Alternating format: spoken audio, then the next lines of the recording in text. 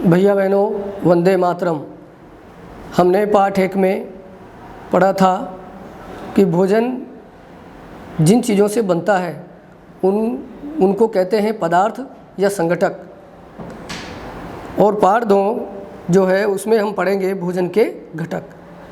यहाँ भोजन के घटक से मतलब है कि ऐसे पोषक तत्व जिनसे मिलकर भोजन बनता है, वो भोजन के घटक के बारे में विस्तार से जानेंगे और उन घटकों की हम जांच भी करेंगे कि खाद्य पदार्थ में यानी खाने की चीज़ में वो घटक है या नहीं है। सभी भैया बहन पाठ 2 भोजन के घटक विज्ञान की पुस्तक में निकालें, पेज नंबर 8। अध्याय 1 में हमने उन खाद्य पदार्थों की सूची बनाई थी जिन्हें हम खाते हैं।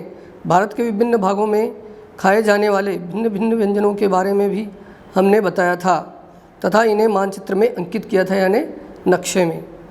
एक प्रकार के भोजन में चपाती, दाल और बैंगन का भरता हो सकता है तो दूसरे में चावल, सांभर तथा भिंडी हो सकती है। इसके अतिरिक्त अन्य भोजन में अप्पम, मछली तथा सब्जियां हो सकती है।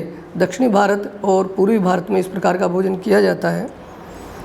क्रियाकलाप 1 पहला प्रयोग देखिए आप सब।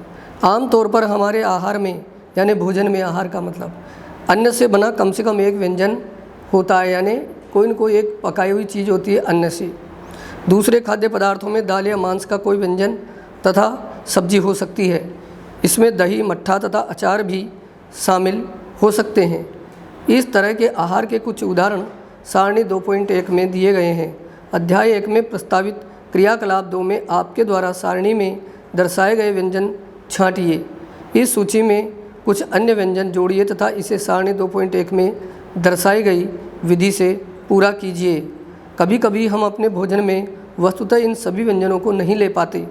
यदि हम यात्रा में हों तब हम वही खा लेते हैं जो रास्ते में उपलब्ध हो। हम में से कुछ लोगों के लिए यह संभव नहीं हो पाता है कि इस तरह के विविध व्यंजन हर समय खा सकें। आहार में विभिन्न खाद्य पदार्थों के इस तरह के वितरण का कोई न कोई आधार होना चाहिए। क्या हमारे शरीर को विशेष प्रयोजन माने उद्देश्य, विशेष प्रयोजन के लिए विभिन्न प्रकार के भोजन की आवश्यकता होती है। 2.1 विभिन्न प्रकार के खाद्य पदार्थों में क्या होता है। जो अलग अलग प्रकार के भोजन है, खाद्य पदार्थ का मतलब उनमें क्या होता है, इसके जो घटक हैं उनके बारे में आया है। सारणी 2.1 विभिन्न क्षेत्रों राज्यों के कुछ सामान्य भोजन। इस सारणी को भी देखिए। क्षेत्र और राज्य का नाम जैसे पंजाब, आंध्र प्रदेश, इसी प्रकार अन्य राज्य का भी हम लिख सकते हैं नाम। अन्न का व्यंजन मक्के की रोटी और आंध्र प्रदेश में चावल और पंजाब में मक्के की रोटी। दाल मांस का व्यंजन तो राजमा, अरहर की दाल तथा रसम, चारू। अगला जो स्तंभ है उसमें सब्जियां, सरसों का साग और कुंदरू। अन्य व्यंजन दही, घी, मट्ठा, घी, अचार। इस प्रकार हम सारणी में इन अलग अलग राज्यों के या प्रदेशों के जो भोजन है उनके बारे में अध्ययन कर रहे हैं। हम जानते हैं कि प्रत्येक व्यंजन एक या एक से अधिक प्रकार की कच्ची सामग्री से बना होता है और कच्ची सामग्री को हम पाठ 1 में बोलते थे पदार्थ या संगठक, जो हमें पादपों या जंतुओं से मिलते हैं। ये कच्चे पदार्थ हमें कहाँ से मिलते हैं? संगठक पेड़ पौधों से मिलते हैं या जंतुओं से मिलते हैं। इस कच्ची सामग्री के संगठक क्या हैं? इस कच्ची सामग्री में हमारे शरीर के लिए कुछ आवश्यक घटक होते हैं। इन घटकों को हम पोषक कहते हैं। परीक्षा में आता है पोषक किसे कहते हैं? तो जो भोजन के पोषक तत्व हैं उनको या इन घटकों को, जो कार्बोहाइड्रेट है, वसा, प्रोटीन, विटामिन, खनिज, लवण आदि हैं, ये पोषक तत्व कहलाते हैं। आगे आ रहा है इसके बारे में। तो इस कच्ची सामग्री में हमारे शरीर के लिए कुछ आवश्यक घटक होते हैं। इन घटकों को हम पोषक कहते हैं। यहाँ तक रेखांकित कर लेंगे। इस कच्ची सामग्री से लेकर और आवश्यक घटक होते हैं। इन घटकों को हम पोषक कहते हैं। हमारे भोजन में मुख्य पोषक यहाँ से भी रेखांकित करें। कार्बोहाइड्रेट, प्रोटीन, वसा, विटामिन तथा खनिज लवण हैं। ये पोषक तत्वों के नाम दिए हैं। इसके अतिरिक्त यानी इसके अलावा हमारे भोजन में रुक्षांश तथा जल भी शामिल है, जिनकी हमारे शरीर को आवश्यकता है। रुक्षांश का मतलब है अंकुरित कच्चा अन्न और सलाद, जिनकी हमारे शरीर, और फल उसका जूस रूप में या कच्चे को भी हम खा लेते हैं। क्या सभी खाद्य पदार्थों में ये सभी पोषक उपलब्ध होते हैं? कुछ साधारण विधियों से हम यह जान सकते हैं कि कच्ची सामग्री या पके हुए भोजन में कौन सा एक या अधिक पोषक उपस्थित है। कार्बोहाइड्रेट, प्रोटीन तथा वसा के परीक्षण अन्य पोषकों के परीक्षणों की अपेक्षा सरल है। आइए हम इन परीक्षणों को करके प्रेक्षण माने जांच करना, प्रयोग करना। आइए हम इन परीक्षणों को करके परीक्षणों को सारणी 2.2 में लिखें। इन परीक्षणों को करने के लिए आपको आयोडीन, कॉपर सल्फेट तथा कास्टिक सोडा विलयनों की आवश्यकता होगी। विलयन माने घोल, घोल को विज्ञान में बोलते हैं विलयन। और ये जो नाम आए हैं आयोडीन, कॉपर सल्फेट तथा कास्टिक सोडा, ये रासायनिक पदार्थ हैं।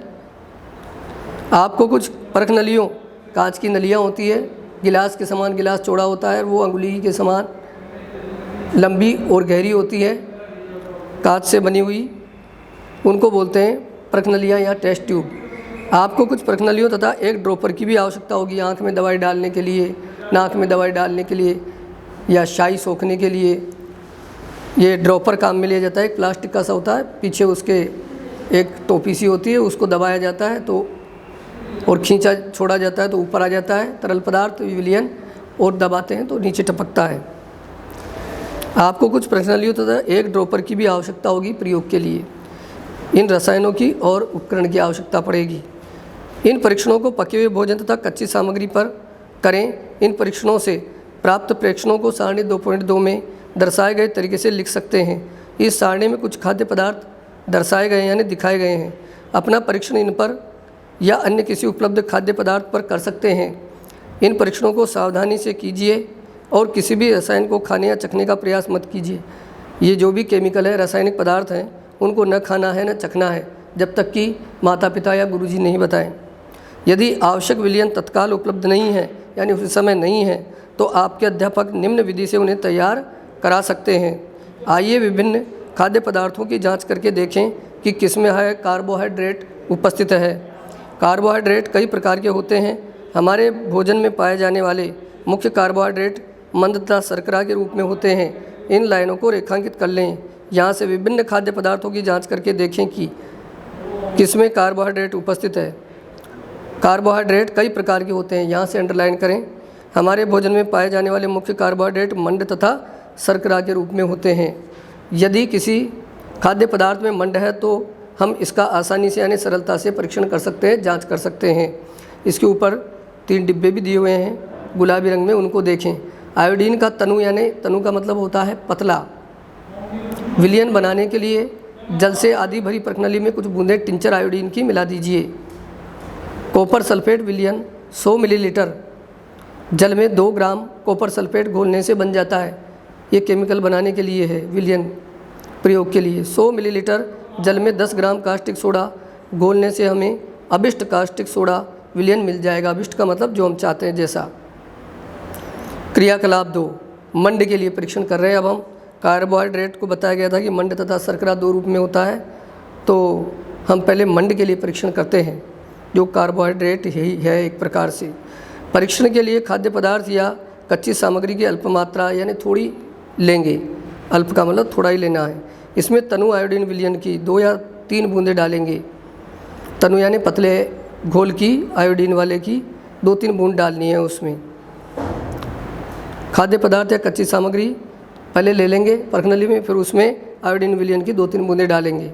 खाद्य पदार्थ के रंग में होने वाले परिवर्तन को देखेंगे, भाई कैसा रंग हुआ, क्या ये नीला या काला हो गया है। ये नीला या काला रंग मंड की उपस्थिति दर्शाता है। यानी जो भी खाद्य पदार्थ खाने की चीज़ थी जो हमने ली थी उसके अंदर अगर काला रंग आता है प्रयोग करने पर या नीला रंग आता है तो इसका मतलब है कि उसमें मंड उपस्थित है। यहाँ पर बूझो और पहली चित्र में देखेंगे आप 2.1 मंड के लिए परीक्षण कर रहे हैं। पहली के हाथ में ड्रॉपर है और ये आयोडीन की शीशी है, चाकू है और ये आलू के टुकड़े हैं जिन पर ये प्रयोग करके देख रहे हैं कि इसमें मंड है या नहीं। तो आलू के ऊपर जब ये आयोडीन विलयन की 2-3 बूंदें डालते हैं तो उसका रंग काला या नीला हो जाता है। इससे पता चलता है कि आलू में मंड है। पेज नंबर 10 निकालिए।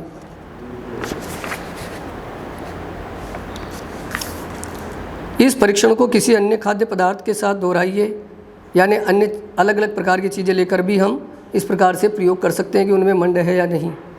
अगर काला या नीला रंग नहीं आता है तो इसका मतलब उसमें मंड नहीं है। अपने प्रेक्षणों को सारणी 2.2 में लिखिए। प्रोटीन के लिए परीक्षण। अब दूसरा जो पदार्थ है कार्बोहाइड्रेट के बाद प्रोटीन, उसका भी हम परीक्षण करते हैं। प्रोटीन के परीक्षण के लिए किसी खाद्य पदार्थ की थोड़ी मात्रा लेंगे। जिस खाद्य पदार्थ का परीक्षण करना है, यदि वह ठोस है तो पहले उसका पेस्ट अथवा चूर्ण बनाने की आवश्यकता होती है। खाद्य पदार्थ की थोड़ी मात्रा को पीसकर या मसलकर उसके चूर्ण को एक साफ परखनली में डाल दें और 10 बूंद जल डालकर उसे अच्छी तरह हिलाएंगे। अब ड्रॉपर की सहायता से परखनली में 2 बूंद कॉपर सल्फेट का विलयन तथा 10 बूंद कास्टिक सोडा का विलयन डालेंगे। चित्र 2.2 में देखिए, बूजो है वो ये प्रयोग कर रहा है प्रोटीन का परीक्षण और मंड का परीक्षण दोनों भैया बहन मिलकर कर रहे थे, पहली और बूजो। इसमें केवल बूजो है जो इस प्रकार ड्रॉपर की सहायता से कॉपर सल्फेट, कास्टिक सोडा ये लेकर के और प्रोटीन का परीक्षण कर रहा है। 2.2 अच्छी तरह हिलाकर कुछ मिनट के लिए परखनली को रख देंगे। हमने देखा कि परखनली का पदार्थ बैंगनी रंग का हो गया है। बैंगनी रंग खाद्य पदार्थ में प्रोटीन की उपस्थिति दर्शाता है, यानी उस पदार्थ में प्रोटीन है। अब आप इस परीक्षण को किसी दूसरे खाद्य पदार्थ के साथ दोहरा सकते हैं, यानी अन्य चीज़ें भी लेकर, और इस प्रकार ये प्रयोग आप कर सकते हैं। वसा के लिए परीक्षण। तीसरा परीक्षण देखिए। अब आप खाद्य पदार्थ की अल्प मात्रा लेंगे, इसे एक कागज़ के टुकड़े में लपेटकर कूटिए। ध्यान रखें कि कागज़ फट न जाए। अब कागज़ को सीधा कीजिए और ध्यानपूर्वक देखिए क्या इस पर तेल के धब्बे हैं। कागज़ को किसी प्रकार प्रकाश के सामने लाएं, यानी कागज़ को तेज़ रोशनी के सामने लाना है। इससे हमें उसमें धब्बे से दिखाई देंगे। इस धब्बे को होकर आने वाला धुंधला प्रकाश दिखाई देता है। कागज़ पर तेल का धब्बा खाद्य पदार्थ में वसा की उपस्थिति दर्शाता है। इस प्रकार मंड कार्बोहाइड्रेट का परीक्षण हो गया, प्रोटीन का हो गया और वसा के लिए भी हो गया। खाद्य पदार्थ में कभी कभी जल की भी कुछ मात्रा हो सकती है। इस दशा में यानी इस दशा का मतलब स्थिति में इन पदार्थों को कागज़ पर धीरे धीरे रगड़ेंगे और कुछ समय के लिए कागज़ को खुला सुखा दीजिए ताकि यह खाद्य पदार्थ से कुछ जल आया हो तो वह सूख जाए। इसके बाद यदि कागज़ पर तेल का कोई धब्बा न रहे तो ये पता चलता है कि इस खाद्य पदार्थ में वसा उपस्थित नहीं है। ये परीक्षण क्या दर्शाते हैं? क्या वसा, प्रोटीन तथा मंड उन सभी खाद्य पदार्थों में उपस्थित है जिनका आपने परीक्षण किया है? क्या एक खाद्य पदार्थ में एक से अधिक पोषक तत्व उपस्थित हो सकते हैं? क्या आपने कोई ऐसा खाद्य पदार्थ पाया जिसमें इनमें से कोई भी पोषक तत्व उपस्थित न होते हैं, चाहे एक ही हो? हमने 3 पोषकों कार्बोहाइड्रेट, प्रोटीन तथा वसा के लिए खाद्य पदार्थों का परीक्षण किया था। विटामिन तथा खनिज लवण जैसे अन्य पोषक भी हमारे विभिन्न खाद्य पदार्थों में उपस्थित रहते हैं। इन सभी पोषकों की हमें क्यों आवश्यकता होती है, इसकी आगे की जानकारी हम अगले वीडियो में करेंगे। 2.2 विभिन्न पोषक हमारे शरीर के लिए क्या करते हैं। जितना मैंने बताया और पढ़ाया उसको ध्यानपूर्वक पढ़ें और याद करने के लिए भी इसमें से कुछ प्रश्न उत्तर मैंने अंडरलाइन करवाए हैं। ठीक है सभी भैया बहन, धन्यवाद।